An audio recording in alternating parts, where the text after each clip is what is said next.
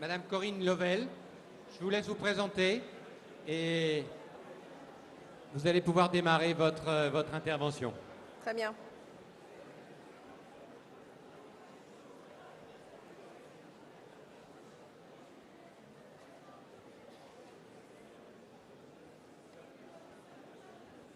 Alors, je rappelle que juste après l'intervention de Madame Liovel, nous prendrons 2-3 questions maximum, nous les prendrons ensemble et Madame Liovel et Michel Chauvière pourront y répondre.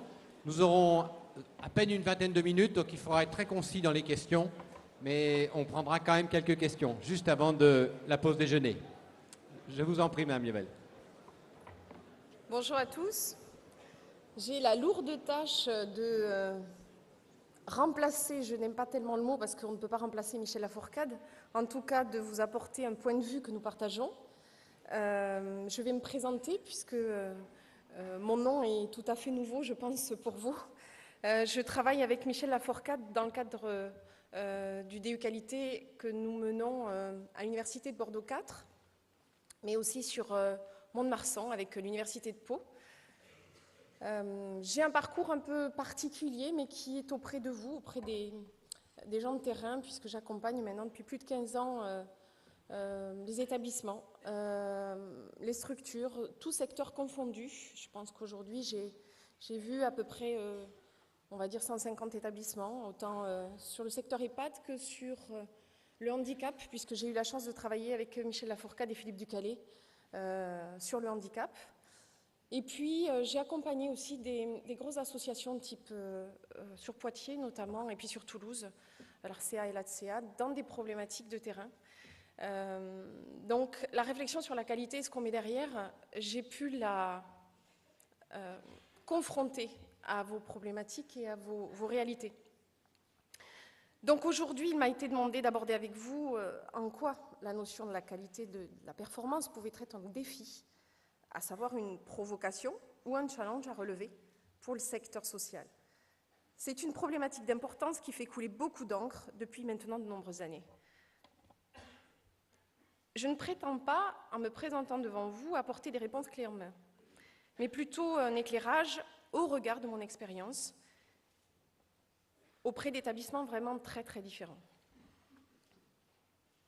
Dans un premier temps, il me semble important que nous nous arrêtions sur ce qui fonde les démarches qualité. Nous partirons de cette conception-là pour aborder la notion de performance et je vous proposerai, chemin faisant, ce qui me semble être les défis que ces deux concepts posent au secteur social. Depuis la nuit des temps, l'homme a toujours eu la volonté de bien faire, d'être plus performant, d'atteindre son objectif. Des milliers d'hommes et de femmes ont fait et font la qualité. Certains sans s'en rendre compte, beaucoup en étant conscients et presque tous en le souhaitant. La démarche qualité n'a donc rien de nouveau. Elle nous incite à questionner, repenser ce que nous faisons ou ce que nous voulons faire au regard d'un objectif précis. Et c'est d'autant plus important qu'il apparaît régulièrement, à certains moments, dans certains endroits, que l'on oublie la qualité, que l'on devient amnésique et que l'on en perd le sens de son action. Edgar Morin nous dit que toute organisation, comme tout phénomène physique, organisationnel et bien entendu vivant, tend à se dégrader, à se dégénérer. Autrement dit, ce qui est normal, ce n'est pas que les choses durent telles quelles, cela serait au contraire inquiétant. Il n'y a aucune recette d'équilibre. La seule façon de lutter contre la dégénérescence est dans la régénération permanente, autrement dit, dans l'aptitude de l'ensemble de l'organisation à se régénérer, à se réorganiser, en faisant front à tous les processus de désintégration. Je vous propose d'aller chercher quelques éléments du côté de la physique pour étayer mon propos. L'entropie. L'entropie est la deuxième loi de la thermodynamique, introduite en physique par Carnot et Clausius. Elle est considérée comme une grandeur dont la fonction est de mesurer l'état de désordre, la perte d'organisation et la dégradation du système. En termes d'organisation, l'entropie désigne une tendance à la désorganisation propre à tous les systèmes, mécaniques et sociaux. Cette désorganisation est due à la perte irréversible de l'énergie transformée par le système pour les besoins de son fonctionnement. Plus l'entropie est élevée, moins les éléments qui constituent le système sont liés entre eux. Dans une institution, cela se traduit par une organisation qui se détériore et perd sa pertinence. figés dans des hiérarchies complexes, des routines fondées sur le réflexe, sur l'histoire et le passé. Il y a de ce fait un haut niveau d'entropie qui génère de l'épuisement, une perte de repères, une défiance vis-à-vis de la hiérarchie. Quand les institutions vieillissent, l'élan positif de leur mission perd de son intensité, tandis que la force de l'habitude augmente, jusqu'à ce qu'un beau jour, elles ne puissent plus échapper aux gens gravitationnels de leur propre héritage. Ceci est d'autant plus difficile que nos connaissances, notre mémoire et donc nos actions sont des activités sélectives qui nous incitent à rester sur un territoire familier et encadrant. Elles séparent, distinguent, rejettent par sélection des données que nous croyons significatives et par rejet d'éléments identifiés comme non significatifs. Notre pensée trie, regroupe, priorise. Edgar Morin, encore lui, nous explique que ces opérations sont en fait commandées par des principes supralogiques d'organisation de la pensée. Ainsi, ces paradigmes gouvernent de façon dogmatique notre vision du monde et de l'institution dans laquelle nous évoluons, certitude difficile à remettre en question. Le changement est de ce fait le plus souvent vécu comme une agression, une mise en danger. Ici se trouve un des défis que nous pose la qualité. L'innovation, le changement, l'amélioration a peu de chances de se construire dans une organisation qui se contente de subir les contraintes de l'environnement ou de réagir épisodiquement aux stimulations des autres acteurs. Les évolutions démographiques, thérapeutiques, économiques ou sociales ne relèvent pas de la malédiction. Elles sont souvent l'occasion de transformer une contrainte nouvelle en dynamique de changement. Cette démarche n'a pour autant aucune raison d'être générée de façon naturelle. Elle est le plus souvent, et je le constate chaque jour, issue de la volonté de l'étude professionnelle de ceux qui veulent s'y confronter, avec comme point de départ un débat incontournable autour des idées et des valeurs. La qualité n'est pas une recette. Elle ne doit surtout pas être réduite à une méthode ou à l'obtention d'un label de conformité à une norme. Autre défi sur lequel nous devons réussir. Je vais prendre pour exemple un EHPAD Dernier Cri, une visite que j'ai faite dernièrement, et de son directeur fier de sa certification nouvellement acquise, avec procédure et classeur flambant neuf à la clé. Pendant le temps de la visite, je me rends compte, avec quelques questions et puis juste en regardant autour de moi, que tout le monde trouve normal que plus de la moitié des résidences soient sous contention passive et qu'à l'heure des repas, la bouillie infâme qui est servie n'intéresse personne, si ce n'est pour m'en vanter ses qualités nutritionnelles. La qualité est avant tout le questionnement des valeurs fondatrices de l'action d'une institution ou d'un service. La qualité procède d'un état d'esprit, d'une refondation du sens de l'activité et d'une pratique d'amélioration continue des processus en termes de cohérence et de cohésion.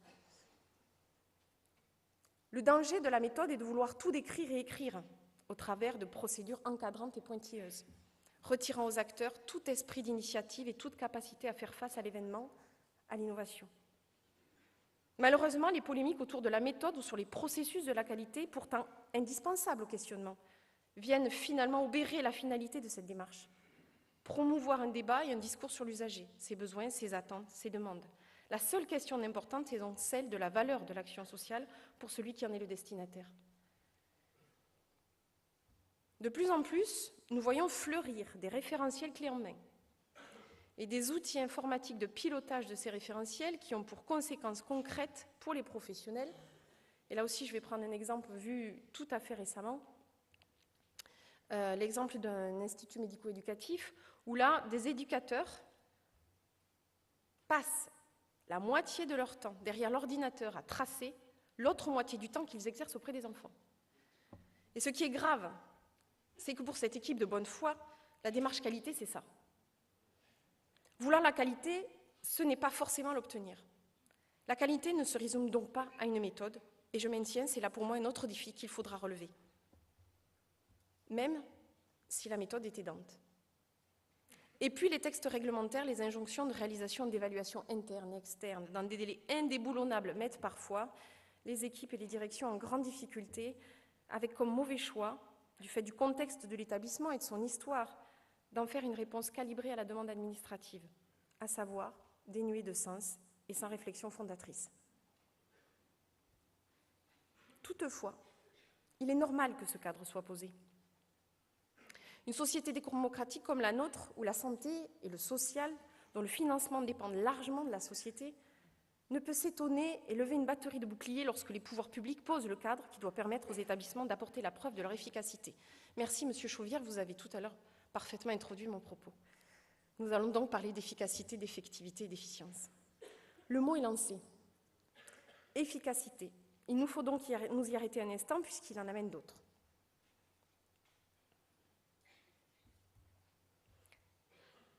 L'effectivité du service, c'est le rapport entre l'objectif à atteindre et les moyens mis en œuvre. Là aussi, il est intéressant de s'arrêter avec un exemple.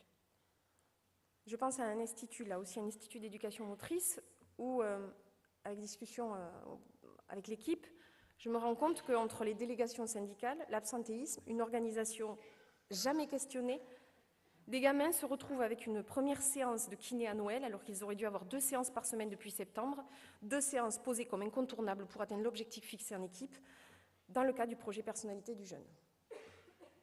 Il est intéressant de se poser la question de l'effectivité.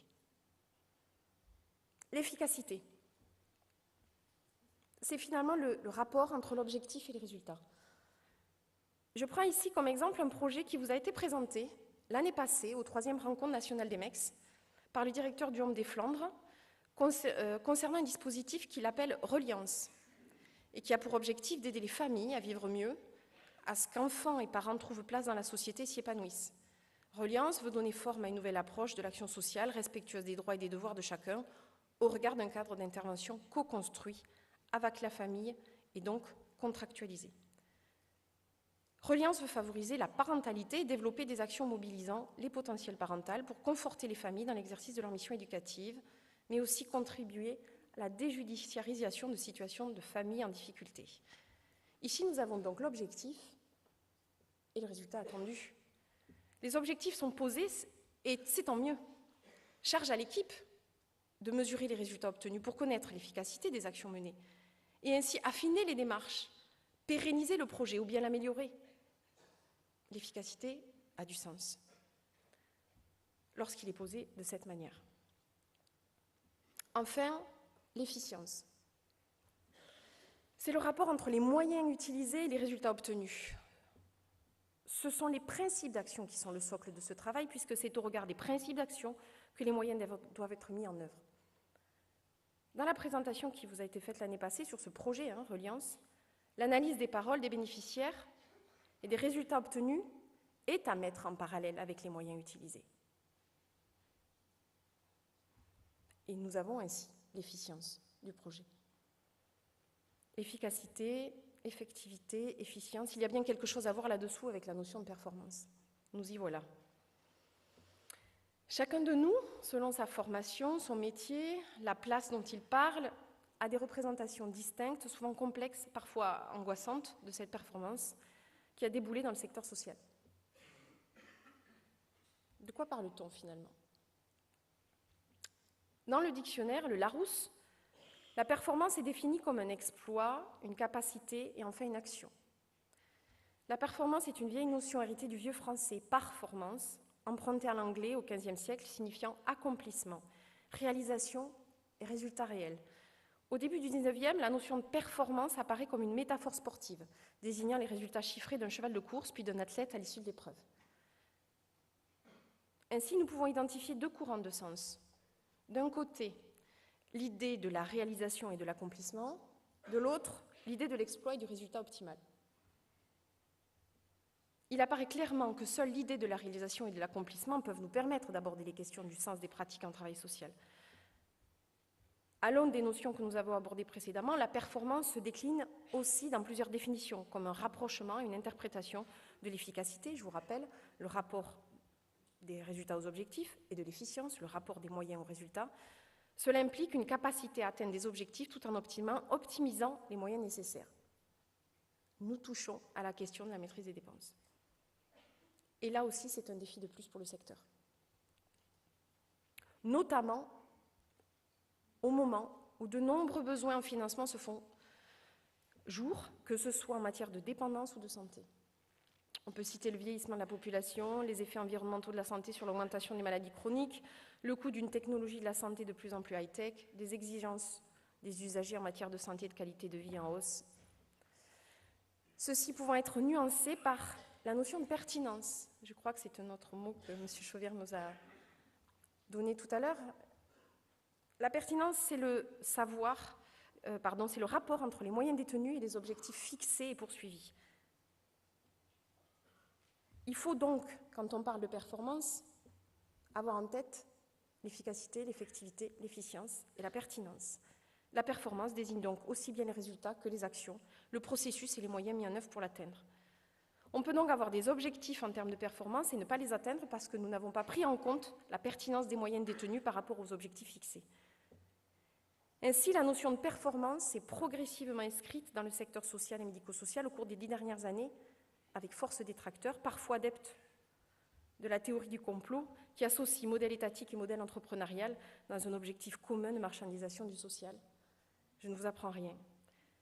Michel Lafourcade, et il était important pour moi de le citer, interroge ce refrain avec beaucoup d'humour, et je reprendrai ses propos.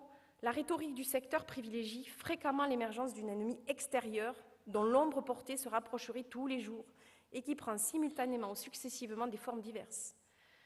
L'idéologie dominante, des pouvoirs publics machiavéliques, l'Europe lointaine, le secteur privé à but lucratif, la loi malveillante. Si cette rhétorique, bien que démentie par les faits, subsiste, c'est qu'elle doit être rationnelle pour certains acteurs. Inventer un ennemi extérieur imaginaire permet peut-être de ne pas s'interroger sur un ennemi intérieur bien réel, lui. Évidemment, des dérives peuvent exister.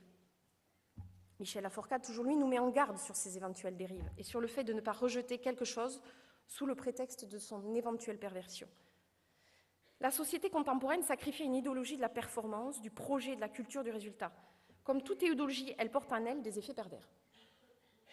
L'action sanitaire et sociale et le mouvement associatif ont toujours eu la volonté d'obtenir des résultats probants et de s'assurer de leur performance. Il s'agit aujourd'hui de formaliser cette ambition et d'étayer la preuve de sa performance par des éléments objectifs. Les détracteurs de la performance sont parfois aussi ceux qui ne supportent pas le changement. Et puis la performance inquiète, parce que sa mesure sous-entend un processus de rationalisation qui vise l'efficience. Comme le dit Jean-René Loubat, celle-ci porte à la fois sur la mise en place du système de contrôle et d'évaluation de l'activité et de l'usage des ressources en appui sur les démarches qualité, une délimitation des marges de manœuvre décisionnelles, une maîtrise des orientations et une mise en comparaison et une concentration des opérateurs. Bref, on retrouve ici une exigence de traçabilité et de lisibilité indispensable pour une politique gestionnaire et planificatrice. Chercher à comprendre et à maîtriser l'efficacité des dispositifs financés par la société ne devrait pas être diabolisé, notamment quand ces dispositifs influent sur la vie d'hommes et de femmes et d'enfants. Les missions du secteur social et de ces dispositifs ne peuvent plus se faire sur la seule bonne foi, mais dans un objectif d'efficacité, à savoir produire des effets pertinents et intéressants pour les bénéficiaires, en particulier et pour la société en général. Et nous rentrons ici de plein pied dans la théorie des parties prenantes. Je m'explique. Cette théorie recouvre un ensemble de propositions qui suggèrent que les dirigeants ont des obligations éthiques envers leurs parties prenantes. Ce terme de partie prenante est apparu dans les années 60, mais son origine remonte bien plus loin, avec les travaux de Dodd et Barnard en 1932 et 1938. Une partie prenante, c'est un individu ou un groupe d'individus qui peut affecter ou être affecté par la réalisation des objectifs organisationnels. Dans cette vision, les parties prenantes désignent autant les bénéficiaires, les professionnels, les financeurs, les fournisseurs que la communauté. Il convient également de noter qu'une partie prenante peut très bien être affectée sans pouvoir affecter l'institution réciproquement. C'est le cas, par exemple, là aussi qui vient d'exemples que je vois assez régulièrement, notamment en travaillant sur le projet d'établissement dernièrement dans une institution.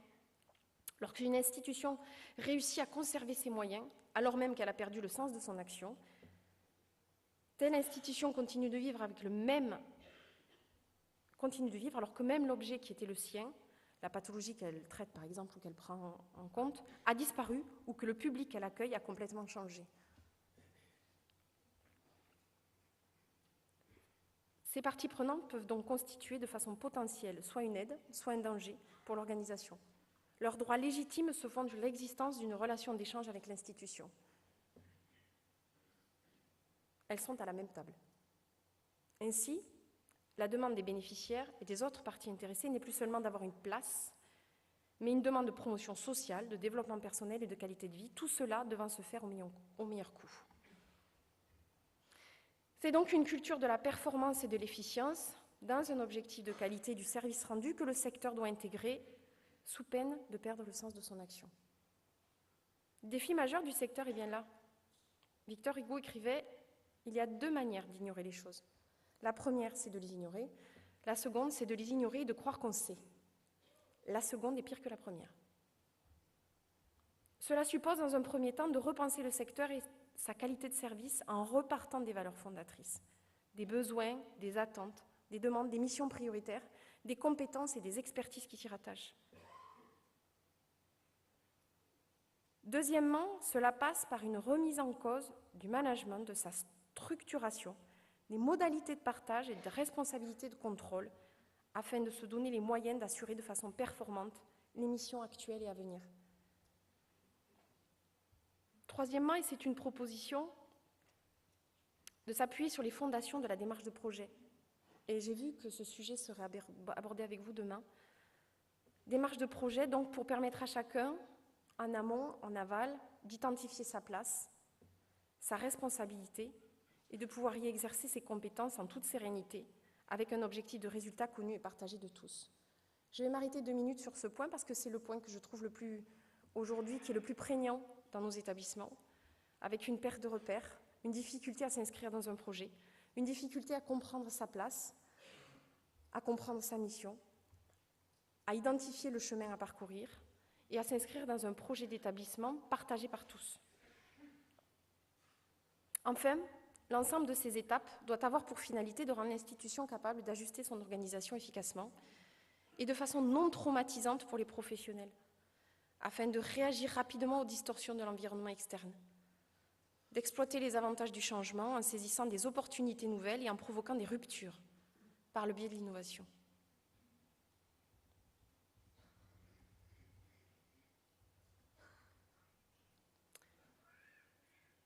Je dirais aujourd'hui, pour moi, que le plus stimulant est de réfléchir d'où nous venons et où nous pourrions aller. Finalement, la réflexion sur la qualité nous aide à faire ce chemin. L'avenir, même si nous ne savons pas grand-chose de lui, nous pouvons toutefois ouvrir les yeux sur les transformations organisationnelles incontournables que va devoir vivre notre secteur pour y faire face.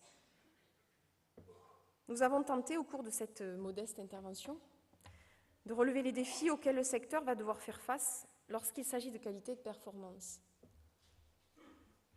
Et même si je ne suis pas sûre de vous avoir donné, Monsieur Chauvière, la définition de la qualité, en tout cas je vous ai apporté mon regard sur le sujet, je pense que le vrai défi, ça va être de ne pas se cacher derrière la méthode, de ne pas se cacher derrière des référentiels formatés.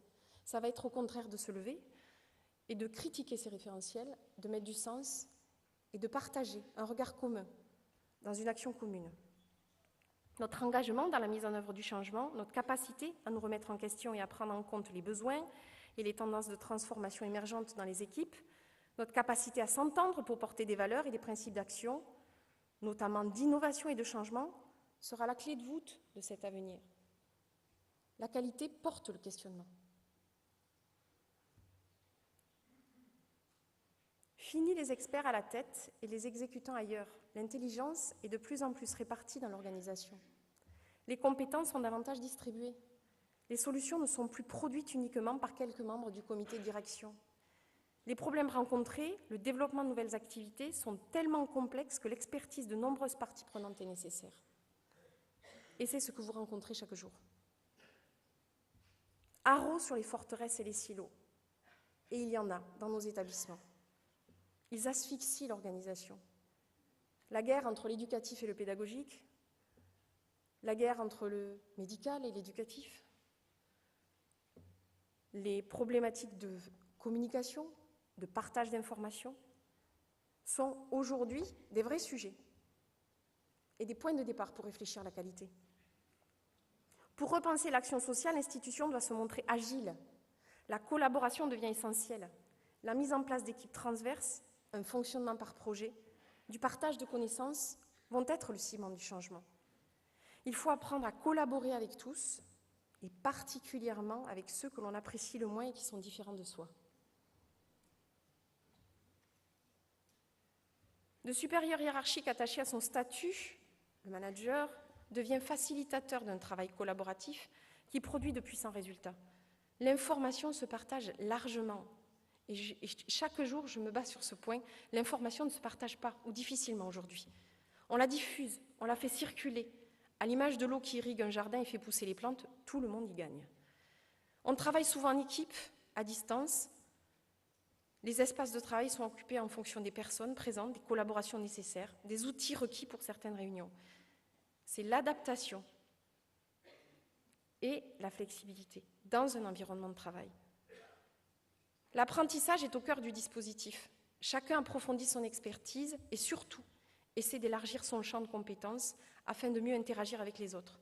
Approfondir et élargir, en appui sur des expériences variées, du vécu, des actions partagées. Savoir s'adapter est une priorité. On est identifié comme expert au service d'une mission diverse et non comme un expert crispé sur une mission liée au savoir accumulé. L'institution ne peut plus être une machine construite de mécanismes isolés les uns des autres. L'institution doit être vue comme un organisme vivant, agile, ouvert sur son environnement, dans lequel bénéficiaires, professionnels, familles, fournisseurs, sous-traitants, représentants de la chose publique sont tous partenaires d'un même écosystème.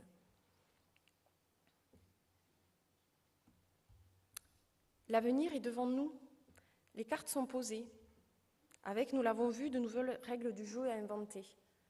De vrais défis nous attendent pour ne pas faire de la qualité une simple méthode à vendre aux autorités de tarification pour pouvoir négocier des budgets supplémentaires. La qualité doit être posée dans l'équipe comme un questionnement fort sur les valeurs fondatrices de l'action et sur le devenir de l'action sociale, pour que les défis d'aujourd'hui se transforment en réussite pour demain. Je vous remercie.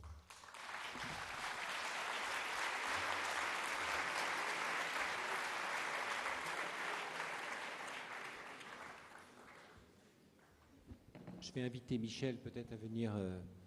Voilà, Madame Liovel. Oui. Également. Alors, il nous reste une vingtaine de minutes que nous pouvons consacrer à quelques questions et quelques réponses. Alors, il y a des micros qui doivent circuler dans la salle. Oui, ils arrivent, ils sont là-haut. Nous pourrons prendre 2 ou 3 questions.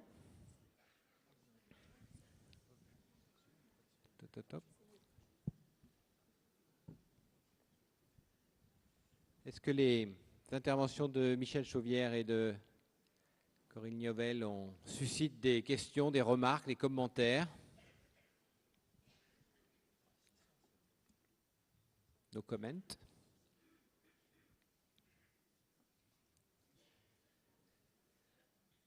Pas de questions particulières?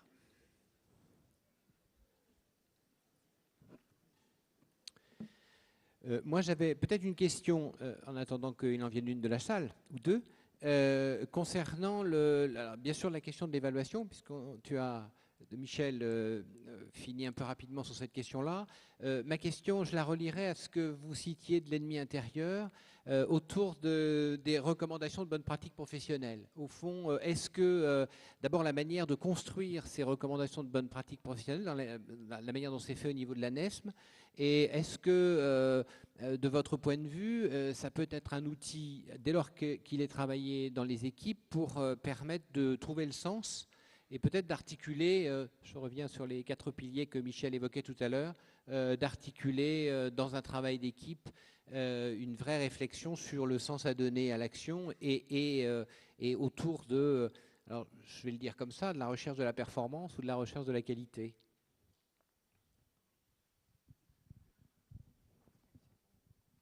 Oui. Alors, j'ai pas envie de m'embarquer tout de suite derrière un terme.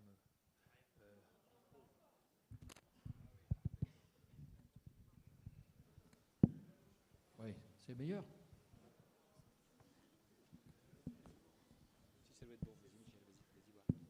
Oui, ça marche? Très bien. Non, je voulais dire, j'ai pas envie de m'embarquer tout de suite derrière un terme, un starter du genre recommandation de bonne pratique, qualité, etc., etc. Parce que je pense qu'il faut tenir tout ça ensemble. Ça constitue j'allais dire un répertoire d'outils nouveaux qui ont sans doute chacun une raison d'être, je ne mets pas ça en question, mais qui font sens collectivement au jour d'aujourd'hui. C'est ça qui m'intéresse le plus et qui m'interroge le plus. Qui font sens au détriment d'autres façons de faire sens dans les mêmes registres, à peu près. Je pense que la qualité, par exemple, dont vous parlez, pour comme ça mettre un peu d'animosité entre nous, la qualité, je pense que longtemps, elle était en quelque sorte gérée autrement, c'est-à-dire plutôt en interne, alors que là, elle est jaugée de manière externe. Vous avez beau dire que ça doit être la qualité propre, hein, il n'empêche qu'il y a des interventions extérieures maintenant, ce que vous faites d'ailleurs professionnellement, pour venir voir ce qu'il en est de la qualité et faire des suggestions, des propositions.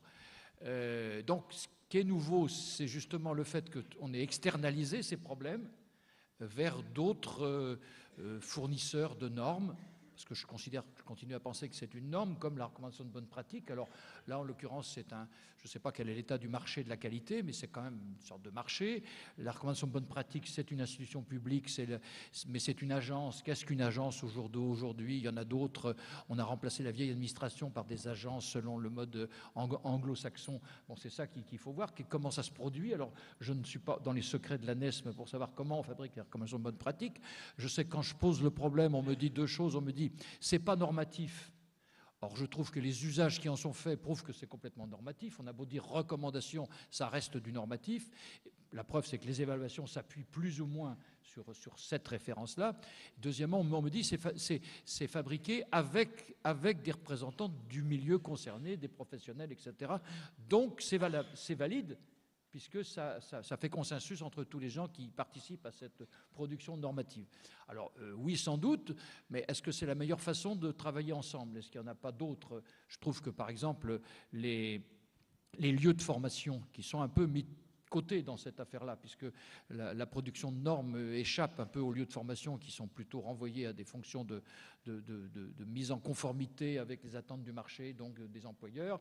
Les lieux de formation étaient autrefois et doivent le rester. Je plaide aussi pour l'université et d'autres lieux de formation que les formations au travail social, doivent rester ces lieux où on prépare à la réflexion sur toutes ces dimensions-là. La qualité, les bonnes pratiques, ou dit autrement, peu importe, la passion analytique, la capacité à prendre du recul, à faire tout ce que vous avez dit, hein, auquel je participe comme objectif général, mais par une autre voie, qui est la voie finalement que personnellement je soutiendrai longtemps, c'est la voie comment on peut dire, du renforcement du pouvoir d'agir des professionnels. Donc c'est une voie de l'éducation populaire. Non, mais c'est important parce que c'est un problème de politique générale. C'est soit la voie du renforcement du pouvoir d'agir par la formation, par la qualification, par des espaces, des temps comme aujourd'hui, etc., pour progresser ensemble, soit c'est la voie d'une sorte de normalisation par intervention de nouveaux consultants, de toute une gamme de nouveaux intervenants venant de l'extérieur dans ces domaines qu'on n'a pas consulté d'ailleurs pour savoir s'ils avaient besoin de tout ça. Alors voilà, c'est là où je suis un peu en désaccord du point de vue de la philosophie politique, on pourrait dire. Madame Iovel. Oui, alors là où je vous rejoins complètement, et c'est ce qu'on essaye de faire d'ailleurs dans le cadre de l'université, c'est, je l'ai évoqué tout à l'heure, on voit beaucoup apparaître justement de référentiels normatifs finalement comme étant, on les prend, on les utilise, on répond à la commande et puis c'est réglé, on met ça dans un carton à papier pour les 5 ans qui viennent et puis on relèvera ça dans 5 ans. Ce qu'on essaye de faire, c'est vraiment d'aller justement d'avoir un regard critique sur ces outils, pour avoir participé, pour voir de l'intérieur comment se faisaient les bonnes pratiques professionnelles. Il est difficile de pouvoir produire un document qui soit finalement, qui convienne à tous, qui permette d'aborder toutes les questions de manière suffisamment étendue et suffisamment pertinente pour amener les équipes uniquement par le biais de ces outils-là à se poser les bonnes questions. La grosse problématique que l'on a, c'est qu'aujourd'hui, beaucoup de ces... J'aime bien l'idée de normes sur ces bonnes pratiques professionnelles, c'est qu'elles sont prises telles quelles et quasiment appliquées à la lettre sans esprit critique.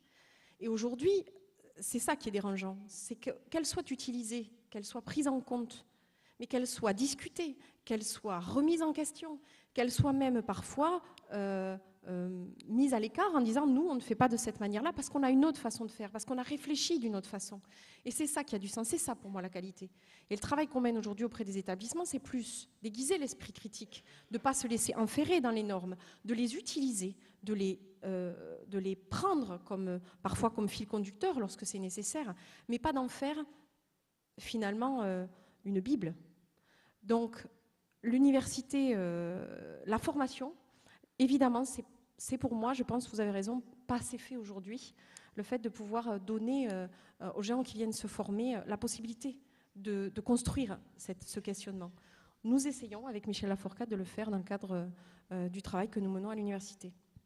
Alors, je crois qu'il y a une question là, Hervé.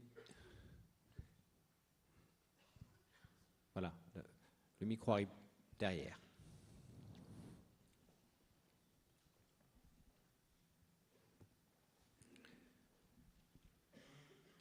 En une seconde, vous vous présentez? Oui, je suis Hervé Laude, je suis directeur adjoint d'une maison d'enfants pour des grands. Et par ailleurs, j'ai un parcours évaluatif en tant que participant de l'évaluation interne là où je travaille et de temps en temps évaluateur externe. Donc je suis très questionné par tout ça. Et j'ai une approche psychosociologique antérieure qui me faisait me dire que j'étais déjà quelqu'un qui travaillait à l'évaluation, mais alors sur un autre mode. Et de là, par rapport à vos interventions, j'ai deux questions. Il y en a une qui est le fait... Excuse-moi une seconde, Hervé. On a un problème de son, on entend très mal. Non, nous. Alors... Vous, très bien, mais nous un peu moins. Est-ce qu'au niveau de la technique, ça peut se régler? Merci. C'est mieux là. 1, 2, 3. On fait une petite chanson. C'est bon, vous entendez bien? Donc voilà, il y a deux choses. Il y avait une question par rapport, parce que vous citiez Edgar Morin abondamment, et moi j'ai souvenir il y a une revue qui a disparu qui s'appelle Actuel, et à un moment Edgar Morin, dans un numéro d'Actuel, avait parlé des nouveaux Moyen-Âge et théorisé la question du fait que dans la dislocation actuelle, il y allait avoir de plus en plus de bastides qui allaient se construire, de systèmes défensifs, etc. Et je pense que c'est une entrée importante pour penser les défenses éventuelles des professionnels, qu'il ne faut pas forcément prendre que comme des leviers à abattre, mais comme des choses peut-être à consolider parfois. Il y a aussi besoin dans le travail d'avoir des bastides, des lieux de protection, surtout dans un contexte contraint. Et l'autre chose, c'était de dire, voilà, au-delà dans le déroulé que vous faites, avec toutes les définitions qui nous ont aidé à préciser les choses, on aboutit à la maîtrise des coûts. Et je me demande dans quel sens, en fait, dans quelle mesure on n'est pas parti de l'inverse. Est-ce qu'on n'est pas aujourd'hui dans un contexte contraint qui prévoit, comment on appelle ça, je ne me rappelle plus du terme, mais ça me reviendra, la logique de coût cible, etc. C'est-à-dire on a prévu une maîtrise des coûts, et donc on décline la recherche d'une évaluation type pertinence, efficacité, etc. Et selon comment on prend le truc, je pense que les professionnels peuvent être à fond motivés pour aller dans l'évaluation, ou alors très inquiets et éventuellement légitimement inquiets. Qui répond? Qui tente de répondre? Si j'espère avoir bien compris votre question. Il me semble, alors oui, on peut le prendre d'un côté de l'autre, pourquoi pas.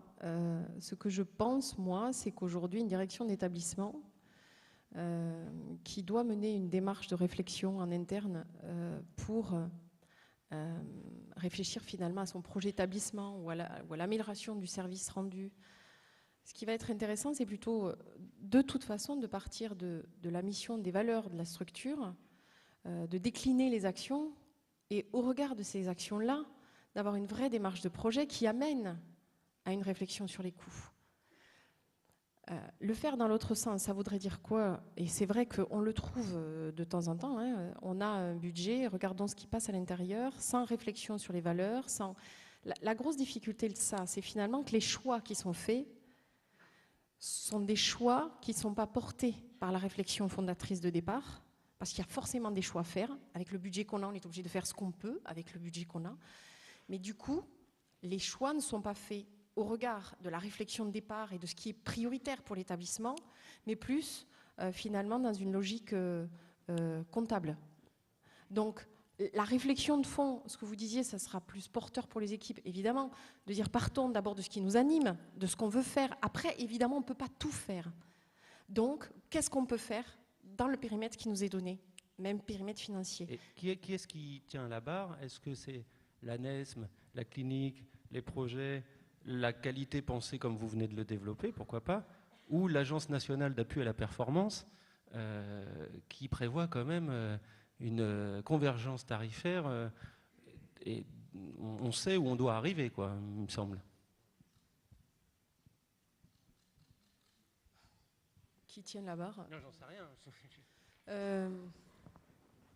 Mais est-ce que finalement la tension, là, elle n'est pas entre, à la fois, d'ailleurs, qui serait caractérisée peut-être par vos deux interventions, à la fois par ce qui est contraint de l'extérieur, tout ce que Michel Chauvière a rappelé, et à la fois ce qui revient de l'interne, et notamment de l'empowerment, je mets le terme en anglais, des professionnels avec les cadres. C'est-à-dire, au fond, on pourrait dire, oui, il y a des normes. Alors, on peut dire les bonnes pratiques, les recommandations, c'est des normes ou pas des normes. Moi, je fais plutôt partie de ceux qui pensent que ce n'est pas des normes très contraignantes, mais c'est des normes et il y a des contraintes, effectivement budgétaires, mais à l'interne, il y a du potentiel. Et qu'au fond, est-ce qu'on n'est pas dans cette tension-là? C'est-à-dire qu'il appartient, me semble-t-il, quand même aux associations et aux établissements, quand ils sont gérés par des établissements, et à leurs dirigeants, de prendre en compte et de lancer les équipes sur ces réflexions-là.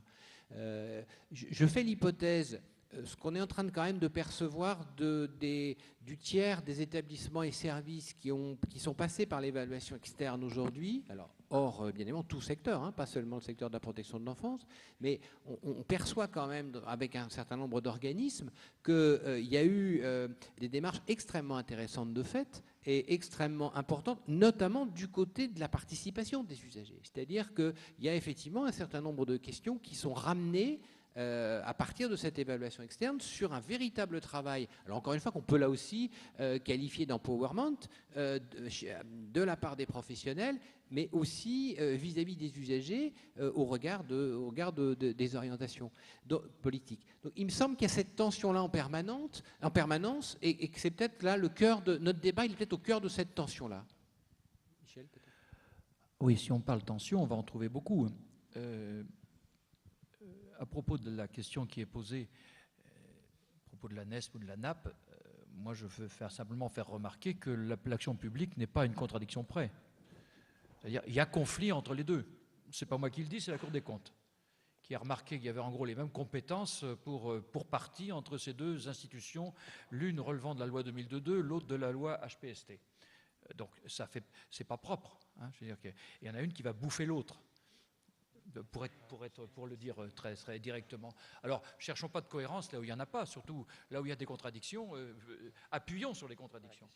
Donc, la logique de la recommandation de bonne pratique et de l'évaluation interne puis externe, l'externe valant quand même contrôle, enfin, d'une certaine façon, alors que l'interne, c'est un peu, bon, c'est dans l'ordinaire de la vie. Et puis, la NAP, qui est beaucoup plus précise dans ce qu'elle veut, avec le concept de performance, qui n'est pas, à mon avis, la suite logique de tout ce que vous avez présenté, mais qui est un concept en soi et qui ouvre bien à une autre économie politique de tout ce champ. Là, je crois qu'il y a un vrai point. Alors comment agir? Est-ce qu'il faut agir dans un sens, dans l'autre? Je sais bien qu'en même temps, la NAP, c'est dommage que Michel Lafourcade ne soit pas là, parce que la NAP est évidemment reliée complètement aux ARS, lesquels ont absorbé le médico-social quand même, avec un échec retentissant de l'UNIOPS, des URIOPS et autres acteurs pour que l'ARS s'appelle au moins ARS-MS. Hein, ce qui n'a pas été gagné. Bon, c'est-à-dire que le médico-social continue à exister pour ce qu'il est, avec ses spécificités. Voilà, on est au cœur de toutes ces tensions-là. Alors moi je pense, et c'est peut-être là l'élément de méthode qui nous sépare, qui nous différencie, en tout cas, qui ne nous sépare pas, mais qui nous différencie, c'est que moi je pense que dans les fondamentaux que vous évoquez, il faut aller chercher plus loin que ce que vous avez dit, le rapport aux besoins, aux réponses, au contrôle, démarches de projet, etc. Tout ça est non négligeable, mais c'est l'apparence des choses. Je crois avoir dit tout à l'heure, et je pense qu'il faut le répéter, que ça tient d'abord à des droits. Autrement dit, avant qu'il y ait des besoins de protection, il y a des droits à être protégés. L'assistance est un droit, ce n'est pas une gentillesse, c'est un droit quoi qu'il en coûte, quoi qu'il en coûte. Autrement dit, il y a là des fondamentaux tout à fait exigeants et qui devraient d'ailleurs renvoyer les logiques de maîtrise des coûts à ce qu'elles sont, c'est-à-dire un moment de l'histoire des financements publics en France, avec des préférences très claires pour des investissements dans certaines directions et non pas dans d'autres. Le social coûte trop cher, il ne rapporte rien, il ne crée pas d'emploi, juste un petit peu d'emploi de basse qualification. D'accord, ce n'est pas délocalisable, d'accord, ce n'est pas exportable, mais enfin, puis d'accord, on ne va pas faire venir les plombiers polonais sur ces secteurs-là, encore que. Mais à part ça, ce n'est pas rentable. Mais cette idée que ce n'est pas rentable justifie qu'on investisse plutôt dans le cadre de pactes de ceci ou de cela, de responsabilité ou autre, qu'on mette l'argent public, parce qu'il y en a de l'argent public, sur d'autres terrains. Alors je rappelle quand même, non attendez, c'est pas parce qu'on est sur l'estrade, mais je rappelle aussi que la sécurité sociale, il faut quand même se rappeler ce que Larocque, qui n'était pas un gauchiste, qui n'était pas certainement au NPA de Besancenot ou chez Mélenchon, Larocque avait eu cette formule très importante pour le débat que nous avons. La sécurité sociale, c'est chacun cotise en fonction de son travail, mais reçoit en fonction de ses besoins. Donc ça veut dire qu'on n'est pas dans un couple besoin-réponse dans l'état en fonction de ce qu'on peut faire, le juste nécessaire. Hein. On est dans une logique besoin-réponse universelle, de type universel. Le droit à la santé ne se mégote pas. Quoi qu'il en coûte. Après ça, on trouve l'argent. L'intendance suivra, disait De Gaulle. Mais il n'avait pas tort, de ce point de vue-là. Parce que si on ne le pousse pas dans ce sens-là, elle ne suivra pas. Elle ira sa propre logique, qui est une logique de rationalisation, bien évidemment. C'est là où il y a une différence. Alors, où on fait société ensemble, où on est simplement devenu une entreprise, l'entreprise France ou l'entreprise départementale. On a beaucoup d'élus de tous bords qui ont développé ça récemment. Je gère la France comme une entreprise, je gère ma région comme une entreprise, disait Ségolène Royal, etc. Cette affaire-là nous conduit dans le mur. C'est-à-dire on va progressivement grignoter le modèle social français, et qui est loin d'être inintéressant et performant.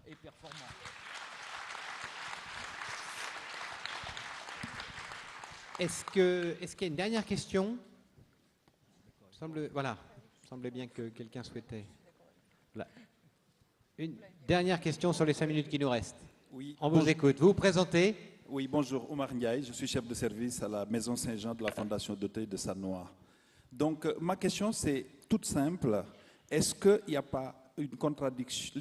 L'ensemble des tensions ou des contradictions qui sont soulevées ne sont-ils pas le reflet de la transposition pure et simple de ce qui s'est fait dans le secteur marchand sur le secteur social? Je m'explique. Nous voyons de plus en plus des prix de journée qui sont plus ou moins uniformisés, alors que nous avons des problématiques humaines qui sont très différenciées. Pour preuve, quand on a des situations concrètes, on est obligé de solliciter encore des rajouts ou de bidouiller dans une certaine mesure pour répondre à certaines situations. Donc, on n'est pas dans une obligation de résultat, on est dans une obligation de moyens. Et quand on parle de rationalisation, ça nous renvoie à des limites de notre action. Et je me pose des questions sur cette question de qualité tel que pratiqué au jour d'aujourd'hui et qui, à mon sens, n'est qu'une transposition de ce qui se fait sur le secteur marchand qu'on veut appliquer au secteur social. Merci. Michel, sur cette question. Vous avez raison globalement, me semble-t-il, mais il faudrait regarder de plus près comment ça se passe. Moi, je me souviens, dans les années 90, fin des années 90, parce que je crois que c'est à cette période-là qu'une bascule s'est opérée, avant même la LOLF et la loi 2002, etc. Je me souviens d'un document émanant d'une instance quelconque qui vendait déjà de la qualité, parce que c'est à ce moment-là que ça a commencé à se vendre, qui enjoignait les professionnels de raisonner en termes de produits. Quel est votre produit? Alors, je me rappelle des professionnels disant, mais j'ai pas de produit. Ce que je fais ne rentre pas dans la catégorie des produits. Il y a du produit quand on fait des comptes, enfin, il y a des produits, etc. Mais l'activité proprement dit, l'activité clinique, l'activité d'accompagnement au quotidien, l'activité d'aide, d'éducation, ne fournit pas des produits, pas des choses qui soient objectivables comme des produits. Et je me souviens très très bien, et c'était la condition de la qualité. C'est-à-dire que je me rappelle très bien ce document, je crois que je ne vais pas donner le nom parce que ça serait de la mauvaise publicité, mais, puisque je tire dessus, mais des gens respectables par ailleurs, mais qui disaient cessez votre raisonnement en termes de discours éducatif, clinique, etc., et entrez dans le raisonnement produit. Donc vous êtes des prestataires de produits. C'est là où ça commence, la modification du regard porté sur l'activité chez les professionnels eux-mêmes, chez les directeurs eux-mêmes. Je crois qu'à longueur de CAFDES, on a quand même fourni un peu des arguments dans ce sens-là. Hein. Je ne mets pas en cause Ça s'est beaucoup arrangé, hein, quand même. Ça s'est arrangé, mais ah oui, mais une fois que le mal est fait, ça peut s'arranger, bien sûr. On s'ouvre à la critique. On s'ouvre à la critique. Et ça, je crois que c'est... Alors, est-ce qu'on a marchandisé tout? Non. On ne marchandise pas, justement, pas au sens de vendre les bijoux de famille comme le Crédit Lyonnais ou je ne sais quoi. Enfin, on n'a pas vendu au privé le secteur social. C'est plus insidieux que ça. On a une pénétration, une transformation des langages, c'est-à-dire un déclin des langages de métier qui avait fait quand même l'honneur et le patrimoine de tout ce champ, au profit des langages du management, des langages de la gestion, avec évidemment des justifications, mais je reviens à ce que vous avez dit tout à l'heure, vous avez développé une sorte de théologie de la qualité. Parfait, moi je ne suis pas en désaccord. Quand vous le présentez comme ça, il faut bien des croyances. Bon, mais ben oui, il faut des croyances, celle-ci en vaut bien une autre. Mais d'une certaine façon, ce qui m'inquiète, c'est le sens pas métaphysique, métasociologique, métapolitique que ça a au jour d'aujourd'hui. Ce n'est pas simplement une croyance parmi d'autres, c'est une inflexion lourde de conséquences du cours des politiques publiques. Et c'est ce qu'on trouve dans tous les domaines. Dans tous les domaines. Un laboratoire de recherche au CNRS, c'est maintenant un lot de précaires sur contrat. Et avec ça, vous ne pouvez plus cumuler les résultats, vous êtes obligé de passer votre temps à chercher le contrat. Ça, c'est un modèle économique qui vient d'ailleurs. Ce n'est pas dans la nature même des établissements ou des institutions qu'il faudrait orienter dans cette sphère-là. Ça vient du modèle économique, du modèle néolibéral qui se répand. Ça a commencé avec M. Raymond Barre à la fin des années 70, qui a inventé les flux tendus, et ça continue avec la LOLF, avec la GRGPP, etc. On est dans un processus. Droite ou gauche n'y change pas grand-chose, hélas. Bien, on terminera. Merci Michel. Merci Madame Nioves pour ces interventions. Nous allons arrêter là pour cette matinée. Donc nous reprenons à partir de 14h30 pour les forums. Les indications des salles sont indiquées dans le hall et sur la mezzanine. Et nous nous retrouvons ici à 17h30 pour la conférence de M. Ronald Brizet. Bon appétit, bon courage et bon travail pour les forums et à tout à l'heure.